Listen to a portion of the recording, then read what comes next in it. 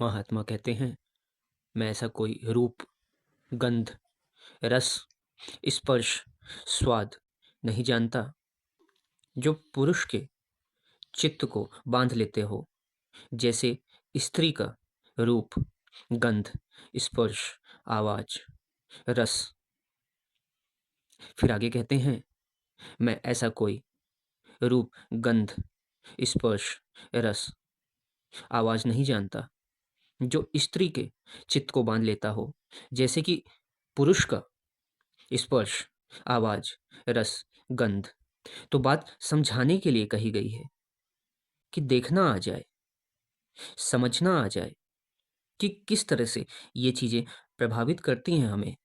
बुद्धि के स्तर पर सुन के इन बातों को कुछ समझेगा, फिर चिंतन मनन के द्वारा बात ठीक मालूम होगी, फिर अपने अनुभूति से जोड़ के देखेगा, अपने जीवन से जोड़ के देखेगा, तो बात शत प्रतिशत होगी।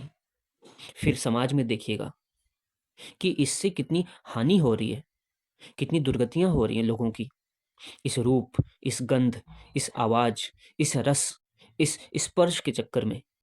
और जैसे जैसे इन बातों में चिंतन मनन के द्वारा अनुभूति के स्तर पे समझता चला जाएगा, उससे बल जागेगा कि इससे कैसे बाहर निकले, इसकी सच्चाइयाँ क्या हैं।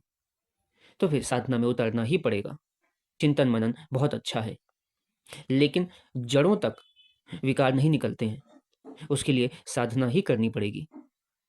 इसी रस, गंध, स्पर्श, आवाज और स्वाद की वजह से, चाहे स्त्री हो, चाहे पुरुष हो, इनके प्रभाव में आके भटक जाते हैं, उलझ जाते हैं। उसको प्रेम का नाम दे देते हैं, लेकिन वो प्रेम नहीं है, वो शरीर और मन की व्यवस्था है। उसको जाने बिना उलझ जाएंगे। इसीलिए फिर बाद में समस्या खड़ी होती है कि इसने मुझे धोखा दिया, इसने मेरा शोषण किया, और बात आगे निकल जाती है। नशा हो, डिप्रेशन हो, पुलिस केस हो, जेल वगैरह हो, पॉस्को, बलात्कार, धोखाधड़ी, ये सारी बातें ये यहीं से निकलती हैं, उपजती हैं, जब हमारी जड़ें कमज़ोर होती हैं।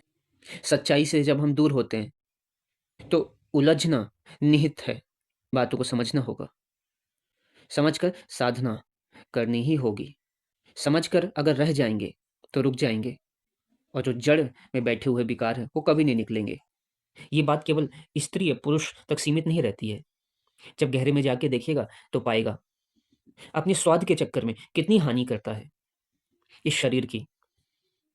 अपने वाणी से ऐसे शब्द बोलता है जिसमें लोगों की हानि हो, मिला-जुला परिवार हो, इकट्ठे लोग हों, तो उनको तोड़वा देता है, अलग करवा देता है। चुगली, निंदा, इधर की बात उधर।